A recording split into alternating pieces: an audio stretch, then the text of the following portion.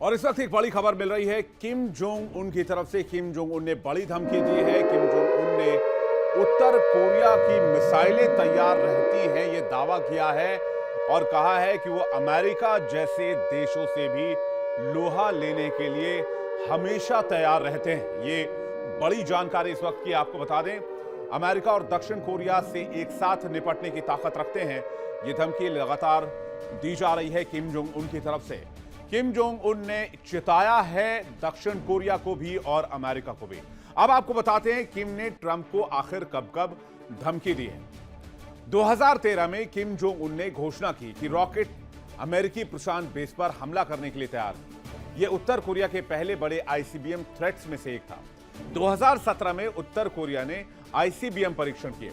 एक रिपोर्ट देखते हैं, उसके बाद आगे की जानकारी।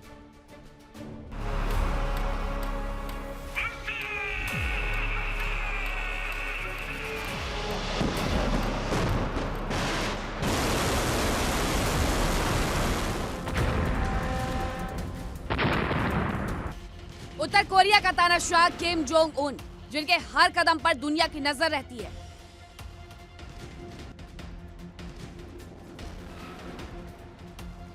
जिनकी बातें अक्सर दुनिया के लिए टेंशन बढ़ाने वाली होती है।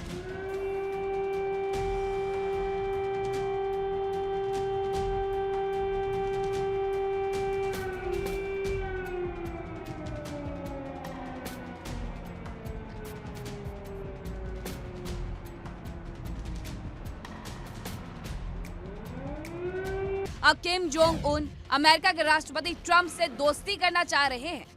उन्होंने इसकी एक इच्छा प्योंगयांग में हुए ऐतिहासिक कार्यक्रम में जताई।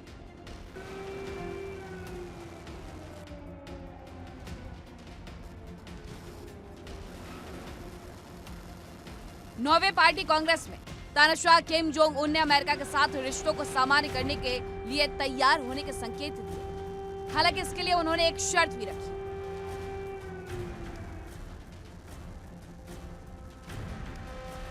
किम जोंग उन ने कहा कि वो अमेरिकी राष्ट्रपति डोनाल्ड ट्रंप के साथ दोस्ती करने को तैयार हैं, लेकिन इसके लिए उनकी शर्तें बेहद कड़ी हैं। किम ने साफ कर दिया है कि अगर अमेरिका को उत्तर कोरिया का दोस्त देश बनना है तो उसे उत्तर कोरिया को एक परमाणु शक्ति के रूप में स्वीकार करे। साथ ही अमेरिका अपनी दुश्मनी वाली नीति छोड़े।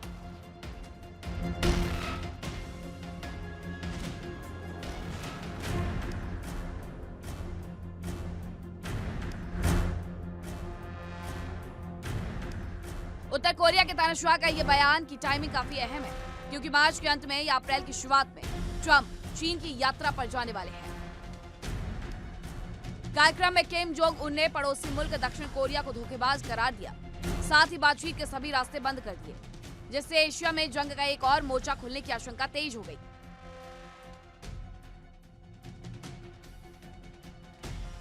ट्रंप पहले भी किम के साथ रिश्तों को सामान्य करने को लेकर कदम बढ़ा चुके हैं। दोनों नेता साल 2019 में मिले थे, जबकि हनोई समिट बिना किसी नतीजे के ही खत्म हो गया था।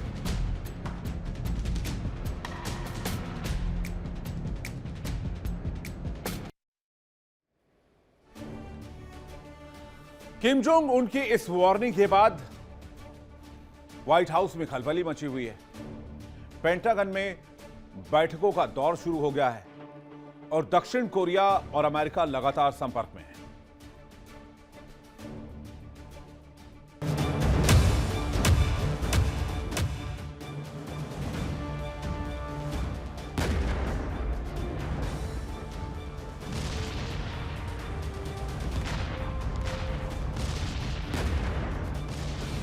उत्तर कोरिया के अगले तानाशाह को लेकर दुनिया भर में कयास लगाए जा रहे हैं। उत्तर कोरिया के सबसे पावरफुल पद पर किम जोंग उन के बाद कौन बैठेगा, इसे लेकर अटकलों का बाजार गर्म है।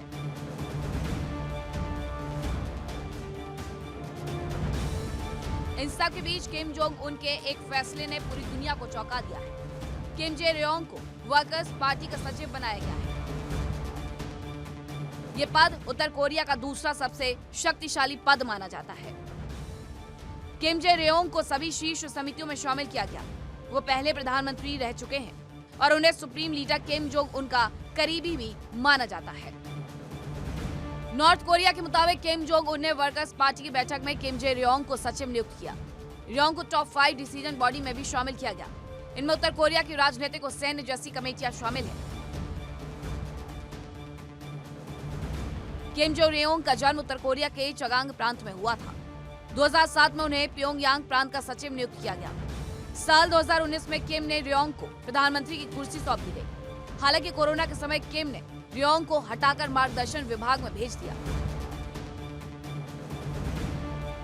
किम जोंग उन ने अपनी 13 साल की बेटी किम जू ए को मिसाइल निर्माण विभाग में डायरेक्टर नियुक्त किया है और अपनी बहन किम यो जोंग को वित्त विभाग का निदेशक नियुक्त किया। उत्तर कोरिया में इन दोनों के विभाग को काफी अहम माना जाता है।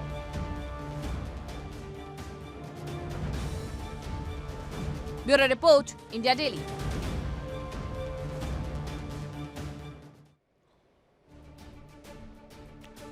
किम जोंग उन लंबे समय से अमेरिका को धमकी देते रहे। कब कब अमेरिका को किम जोंग ने धमकाया है? 2013 से कहानी शुरू होती है किम की। किम ने घोषणा की कि रॉकेट अमेरिकी प्रशांत बेस पर हमला करने के लिए तैयार है। इसके बाद कहते हैं आईसीबीएम की तैयारी थी। 2017 में इंटरकॉन्टिनेंटल बैलिस्टिक मिसाइल की उसका परीक्षण किया और किम ने कहा कि पूरा यूएस अब किम के न्यूक्लियर स्ट्राइक रेंज में है। जिसके बाद अमेरिका में भूचाल आ गया। इसके बाद 2017 में ही ट्रंप ने यूएन में कहा कि यूएस उत्तर कोरिया को खत्म कर सकता है। किम ने ट्रंप को मानसिक रूप से विक्षिप्त भी कह दिया, क्योंकि 2017 में डोनाल्ड ट्रंप वहां की सत्ता में आ चुके थे। फिर 2017 में किम ने कहा कि उनके पास न्यूक्लियर बटन है, लेकिन इस्तेमाल नहीं करेंगे जब तक अमेरिका धमकी ना दे। उसके बाद 2019 में किम ने अमेरिका को नया स्ट्रेटेजिक वेपन देने की धमकी दी और अगर 2020 तक कोई नई छूट न मिले तो फिर स्ट्रेटेजिक वेपन का इस्तेमाल कर सकते हैं। फिर 2025 में किम ने यूएस पर उत्तर कोरिया को मिलिट्री रूप से उकसाने का आरोप लगाया और जवाबी कार्रवाई की धमकी भी दी।